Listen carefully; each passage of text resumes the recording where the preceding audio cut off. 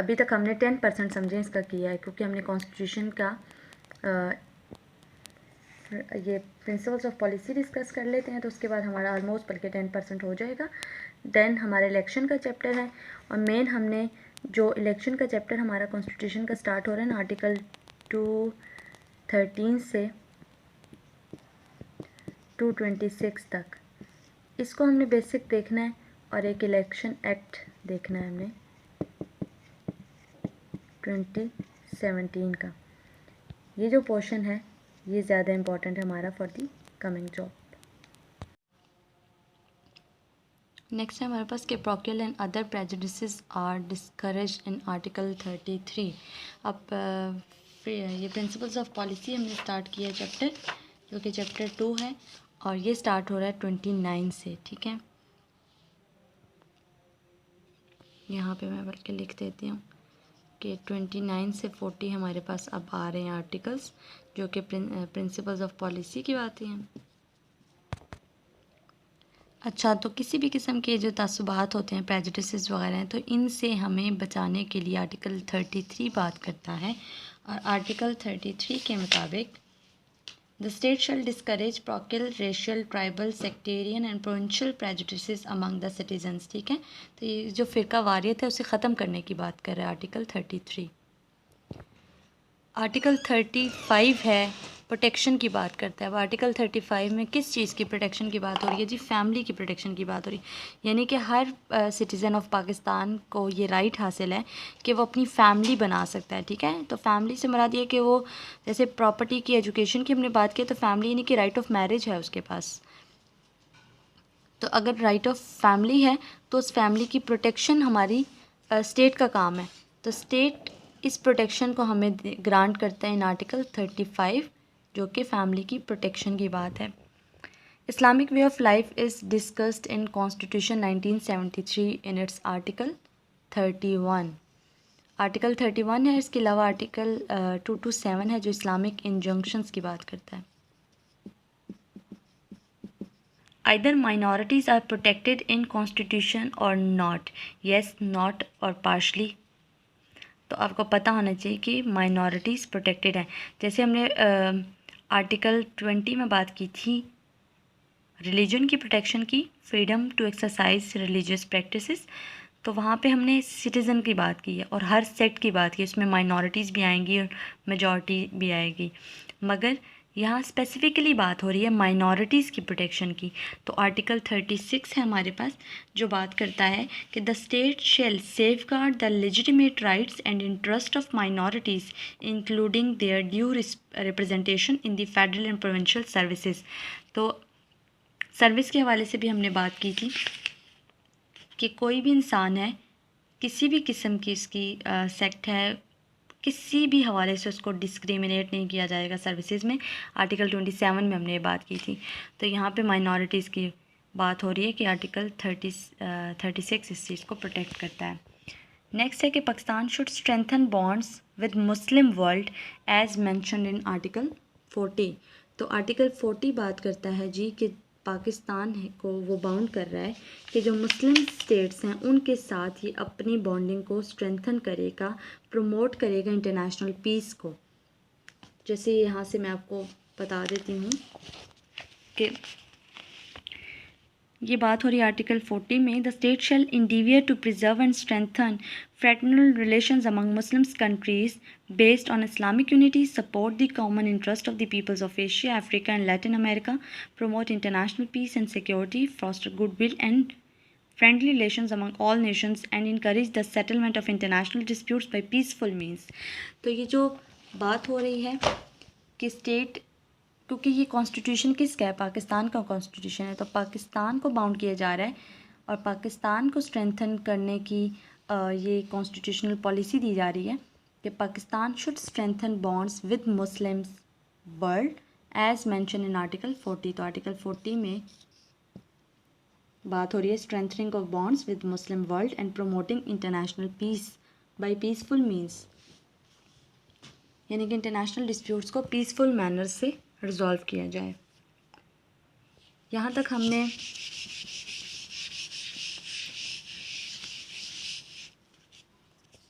दो चीज़ों को डिस्कस कर लिए। एक तो हमने इसका पहला चैप्टर फंडामेंटल राइट्स वाला डिस्कस किया, उससे पहले हमने स्टेट की डेफिनेशन प्रीएम्बल को डिस्कस किया। फिर हमने 8 से 28 डिस्कस किया है फंडामेंटल राइट्स को। फिर हमने 29 से आगे 40 डिस्कस किया प्रिंसिपल ऑफ पॉलिसी को। अब हम डिस्कस करेंगे इलेक्शन के पार्ट को, जो कॉन्स्टिट्यूशन डिस्क्राइब करता है।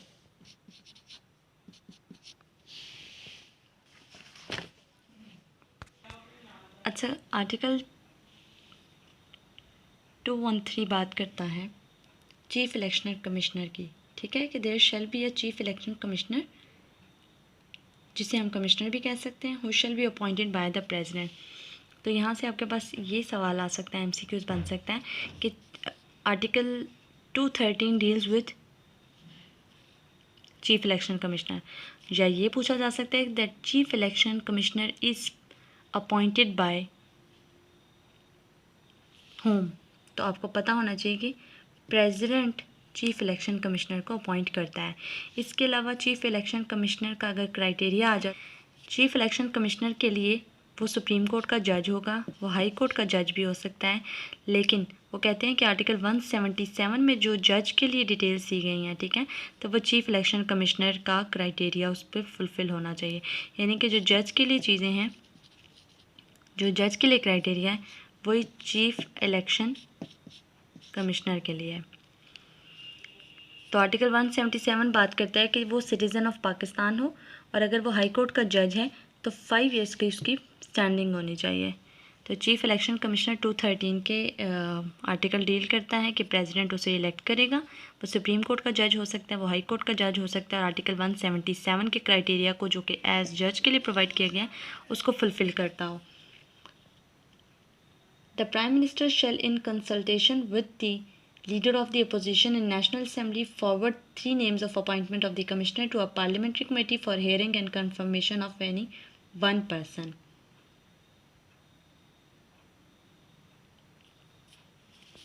अब साथ ही वो बात करते हैं कि चीफ इलेक्शन कमिश्नर के लिए तो हमने क्राइटेरिया बता दिया ना, लेकिन इसकी सिलेक्शन किस तरह होगी कि जो प्राइम मिनिस्टर हैं वो नेशनल असेंबली में जो लीडर ऑफ अपोजिशन है, इसको मैं इस तरह लिख रही हूँ, जो अपोजिशन है, तो प्राइम मिनिस्टर अपोजिशन के साथ कंसल्टेशन करके, ठीक है, कंसल्ट करके जो पार्लियामेंट्री कमेटी है जो इसकी सिलेक्शन करने वाली है, उसको 3 नेम्स भेजेगा। अब उन 3 नेम्स में से फिर चीफ इलेक्शन कमिश्नर की सिलेक्शन होनी है।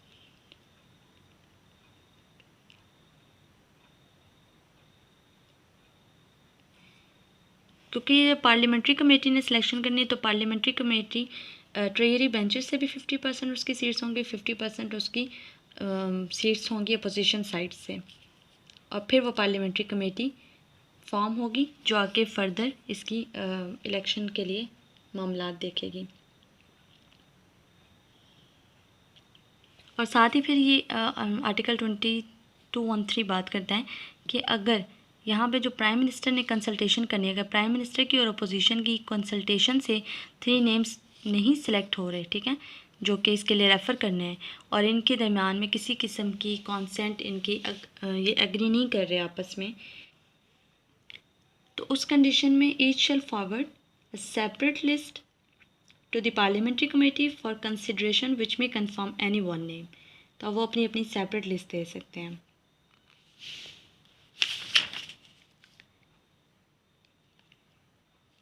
अब कमिश्नर की ओथ की बात है, तो ओथ जो कमिश्नर है वो चीफ जस्टिस ऑफ पाकिस्तान के सामने लेगा, और उसका प्रोसीजर 3rd शेड्यूल में लिखा हुआ है। 214 आर्टिकल डील करता है कि चीफ इलेक्शन कमिश्नर या सिर्फ कमिश्नर, इसको हम कह रहे हैं, सी से मैंने शो कर दिया, तो ये ओथ लेगा। ओथ किसके सामने लेगा आपको पता होना चाहिए, ये चीफ जस्टिस ऑफ पाकिस्तान के सामने ओथ लेगा। कौन? कमिश्नर ओथ लेगा चीफ जस्टिस ऑफ पाकिस्तान के सामने, और ये ओथ का जो तरीक़ेकार है वो 3rd शेड्यूल में मेंशन्ड है। जो ये कमिश्नर है 5 ईयर्स के लिए इसकी टर्म ऑफ ऑफिस होगा। The commissioner shall subject to this article hold office for a term of 5 years from the day he enters upon his office. यानी कि अपने ऑफिस में जब अथॉरिटी होल्ड कर लेगा तो कमिश्नर उस डे से लेके 5 years तक की उसकी टर्म ऑफ ऑफिस होगा। हमने बता दिया 215 में इसकी कि टर्म ऑफ ऑफिस कितना है, 5 years का है। और 216 में इसके लिए एक इम्पॉर्टेंट बात है, जैसे हमें पता है कि कोई भी गवर्नमेंट सर्वेंट एक ही गवर्नमेंट की सर्विसेज को दे सकता है, इससे ज़्यादा वो कोई गवर्नमेंट जॉब नहीं कर सकता। तो इसी तरह चीफ इलेक्शन कमिश्नर के लिए भी बात हो रही है कि वो अगर अपने ऑफिस को होल्ड कर रहा है, ठीक है, तो इससे हट के वो कोई भी गवर्नमेंट सर्विस नहीं दे सकता। आर्टिकल 216 उसको इस चीज़ से बार्ड करता है।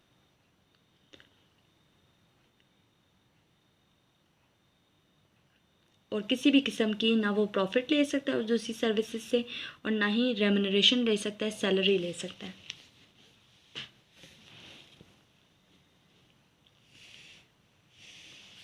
इसके अलावा वो कहते हैं कि अगर कमिश्नर अपनी सीट पे नहीं है, वो किसी भी किस्म की डिसेबिलिटी की वजह से उसका ऑफिस वेकेंट है, वो एब्सेंट है, अनेबल है, परफॉर्म नहीं कर सकता अपने फंक्शंस को, अपनी ड्यूटीज़ को विद ड्यू केयर, तो फिर उसकी जगह एक्टिंग कमिश्नर हो सकता है। एक्टिंग कमिश्नर अब अ जज of the supreme court nominated by the chief justice of Pakistan shall act as a commissioner. और ये आर्टिकल 217 है जो कि बात कर रहा है एक्टिंग कमिश्नर की। एक्टिंग कमिश्नर कौन होगा? कोई भी सुप्रीम कोर्ट का जज होगा। और अगेन जैसे कमिश्नर को चीफ जस्टिस ऑफ पाकिस्तान के सामने ओथ लेना था, लेकिन इसे इलेक्ट किया गया था प्रेसिडेंट ने, लेकिन एक्टिंग कमिश्नर को सुप्रीम कोर्ट का कोई भी जज हो सकता है और इसको chief justice of Pakistan he choose कर लेंगे और फिर वो उसकी जगह परफॉर्म करेगा फंक्शंस।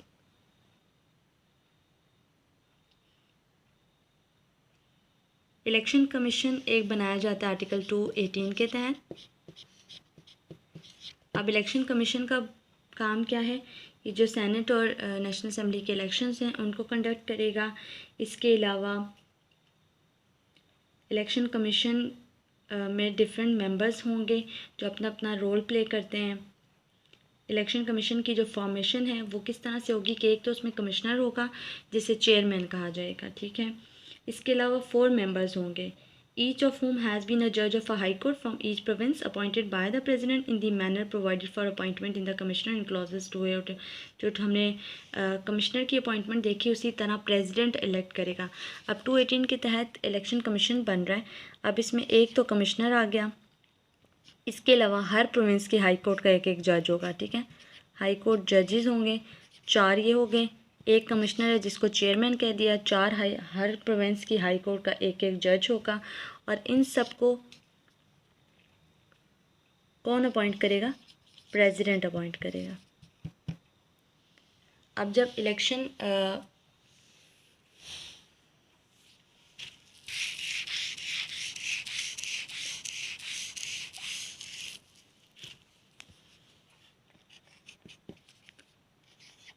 इलेक्शन कमीशन फॉर्म हो चुका है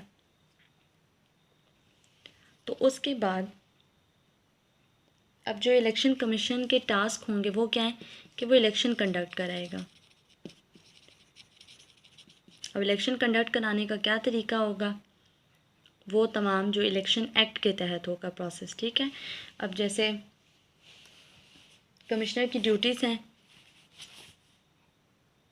कि वो इलेक्टोरल रोल्स को तैयार करेगा नेशनल असेंबली के लिए, प्रोविंशियल असेंबली के लिए।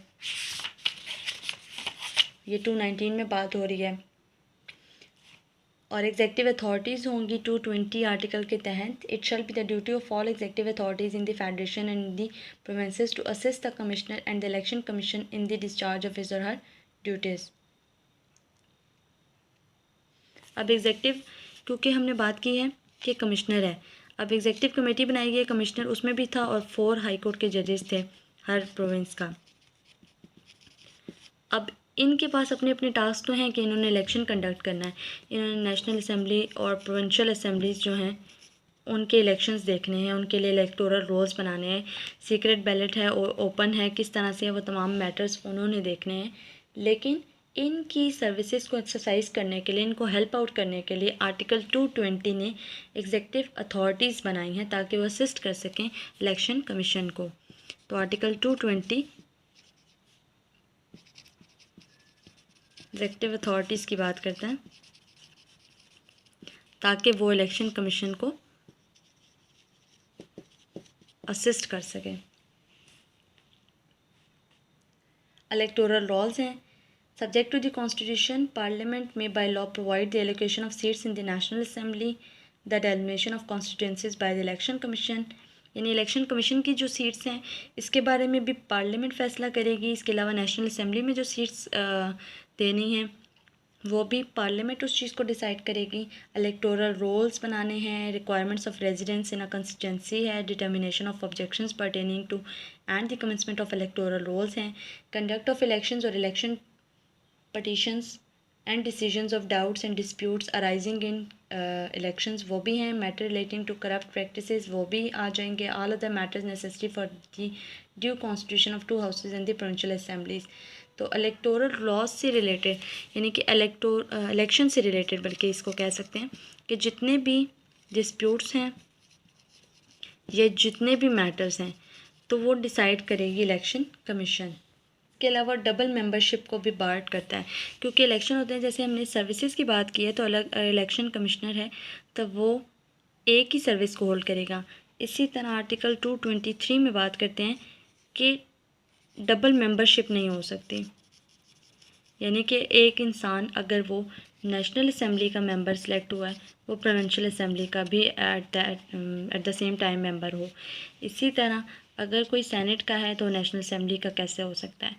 तो डबल मेंबरशिप नहीं होगी, ना बोथ हाउसेस का हो सकता है, ना एक हाउस ना एक प्रोविंशियल असेंबली का हो सकता है, ना असेंबलीज 2 प्रोविंसेस की हो सकती हैं।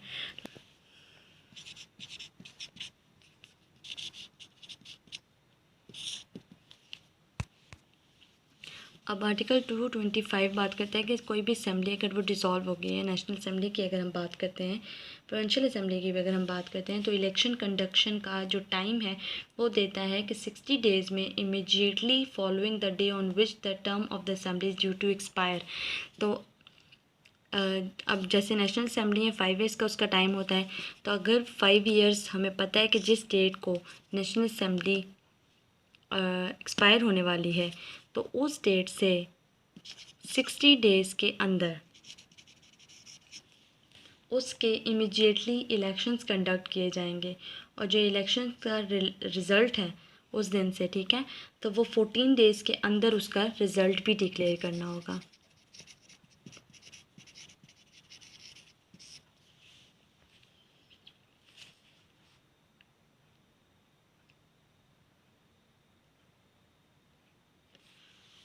ये तो हमने बात कर दी आर्टिकल 225 के तहत कि जब वो डिज़ोल्व हो रही है, लेकिन अगर उसको डिज़ोल्व किया गया है आर्टिकल 58 के तहत, जिस तरह प्रेसिडेंट के पास पावर होती है, ठीक है, जैसे तमीज़ुद्दीन केस आया था हमारे पास एक आर्टिकल 58(2)(b) के हवाले से गवर्नर जनरल ने डिज़ोल्व कर दी थी नेशनल असेंबली को। अगर 58 के तहत डिज़ोल्व हो रही है या आर्टिकल 112 के तहत डिज़ोल्व हो रही है, इस सूरत में वो कहते हैं कि आपको क्या करना है। इस सूरत में प्रेसिडेंट को, अगर नेशनल असेंबली डिज़ोल्व हो रही है और अगर प्रोविंशियल असेंबली डिज़ोल्व हो रही है तो गवर्नर को, प्रेसिडेंट को या गवर्नर को, ये डिपेंड करता है नेचर ऑफ द असेंबली के कौन सी असेंबली डिज़ोल्व हो रही है। तो फिर उसके पास राइट है कि वो केयर टेकर कैबिनेट अपॉइंट करेगा, केयर टेकर कैबिनेट।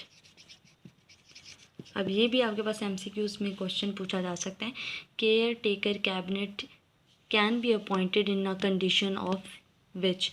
तो कौन सी कंडीशन है जो केयर टेकर कैबिनेट की अपॉइंटमेंट को सपोर्ट करती है, कब, जब नेशनल या प्रोविंशियल असेंबली आर्टिकल 58 या 112 के तहत डिज़ोल्व हो। तो आपके पास इन आर्टिकल्स का आपको याद होना चाहिए।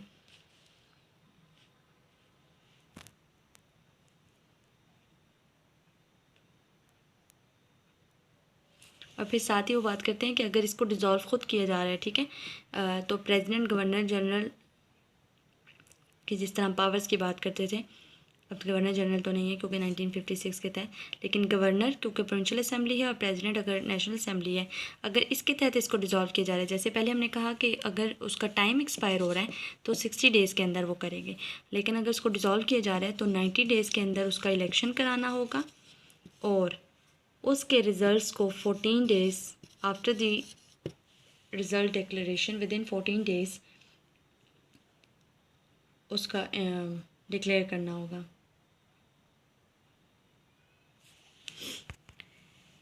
इसी तरह आर्टिकल 224 की क्लॉज 4 में बात करते हैं कि अगर रेजोल्यूशन ऑफ नेशनल असेंबली हुई है या प्रोविंशियल असेंबली हुई है और किसी भी असेंबली में कोई सीट अगर वेकेंट हो जाती है तो उस सीट को 60 डेज़ के अंदर उस सीट की भी फिलमेंट की जा सकती है। ठीक है, तो 60 डेज़ का टाइम है हमारे पास इसका।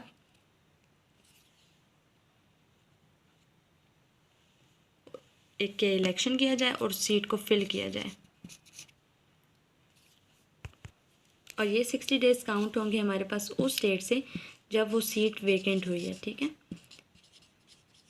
सीट जब वेकेंट हुई है और सीट को फिल करने के लिए हमारे पास 60 डेज़ का टाइम है इलेक्शन करके, ताकि उस सीट को फिल किया जा सके। इलेक्शन से रिगार्डिंग आगे हमने डिस्कस किया है कि कोई भी डिस्प्यूट अगर हो जाता है तो फिर किस तरह से उसे डील किया जाएगा। जैसे करप्शन हो जाती है, कोई भी रिजल्ट्स को नहीं मानता, उस सूरत में इलेक्शन डिस्प्यूट का एक आर्टिकल है कॉन्स्टिट्यूशन में, article 225, that no election to a house or a provincial assembly shall be called in question except by an election petition presented to such tribunal in such manner as may be determined by act of Majlis Shura। तो अगर वो कहते हैं article 225 में कि अगर किसी भी किस्म का इलेक्शन डिस्प्यूट लगता है तो उस डिस्प्यूट की सूरत में जो इलेक्शन ट्राइब्यूनल है उसके सामने इलेक्शन पटिशन प्रेजेंट की जाएगी, और उस जिस तरह से पार्लियामेंट में या जिस तरह से कॉन्स्टिट्यूशन ने कहा है, इलेक्शन लॉज ने कहा है, अब वो पटिशन जो होगी उसमें उस डिस्प्यूट को डिस्कस किया जाएगा। ठीक है, जितने भी ऑब्जेक्शंस हैं वो उसमें डिस्कस किए जाएंगे और उस इलेक्शन पटिशन को, डिस्प्यूट को ट्राइब्यूनल के सामने प्रेजेंट किया जाएगा। आर्टिकल 226 बहुत इम्पॉर्टेंट है। आज ही आई थिंक सो इसके बारे में डिसीजन आया है सुप्रीम कोर्ट का, क्योंकि उससे आर्टिकल 226 के इंटरप्रिटेशन के बारे में कहा गया था कि all elections under the constitution other than those of the prime minister and the chief minister shall be secret ballot. वो ओपन बैलेट और सीक्रेट बैलेट के हवाले से एक इंटरप्रिटेशन का क्वेश्चन था, सुप्रीम कोर्ट ने फैसला करना था और सुप्रीम कोर्ट ने सीक्रेट बैलेट के हवाले से ही बात की है। और आर्टिकल 226 इस हवाले से भी इम्पॉर्टेंट है क्योंकि करंटली सुप्रीम कोर्ट से इसकी इंटरप्रिटेशन के बारे में हेल्प आउट ली गई है। तो ये आपके लिए इम्पॉर्टेंट एक क्वेश्चन बनता है जिसको आपने याद रखना है कि all elections under the constitution other than those of the prime minister और चीफ मिनिस्टर, प्राइम मिनिस्टर के इलेक्शन और चीफ मिनिस्टर के इलेक्शन के अलावा वो बात करते हैं other than those of the prime minister and chief ministers election shall be by secret ballot, यानी कि सीक्रेट बैलेट होगा इन दो के अलावा। तो ये था आज का हमारा लेक्चर। उम्मीद है आप लोगों को कुछ ना कुछ समझ ज़रूर आया होगा, और कमेंट करके आप मुझे ज़रूर बताइएगा कि आपको किस चीज़ में कन्फ्यूजन रह गई है या मेरे समझाने के तरीक़ेकार में आप मज़ीद बेहतरी चाहते हैं। और चैनल को ज़रूर लाइक कीजिए, इनकरेज करें चैनल को लाइक करके, सब्सक्राइब करके, वीडियो को शेयर करके, और कमेंट में ज़रूर बताइएगा मुझे। इसके बाद हम इलेक्शन एक्ट को डिस्कस करेंगे। एक्ट है और उसको हमने डेप्थ में करना है क्योंकि इलेक्शन ऑफिसर की जॉब है, तो उससे रिगार्डिंग इस चीज़ को डिस्कस करना ज़्यादा ज़रूरी होगा। बाकी जो कॉन्स्टिट्यूशन के आर्टिकल 213 से लेके 226 है, इसको आपने थॉरली डिस्कस करना है, रीड करना है अच्छे से, और इस वीडियो में से भी आपने पॉइंट्स को देखना है कि जो इम्पोर्टेंट हवाले से बन सकते हैं। आई होप कि आपको लेक्चर अच्छा लगा होगा। Thank you for watching. See you in next video. Stay connected with study corner. अल्लाह हाफ़िज़।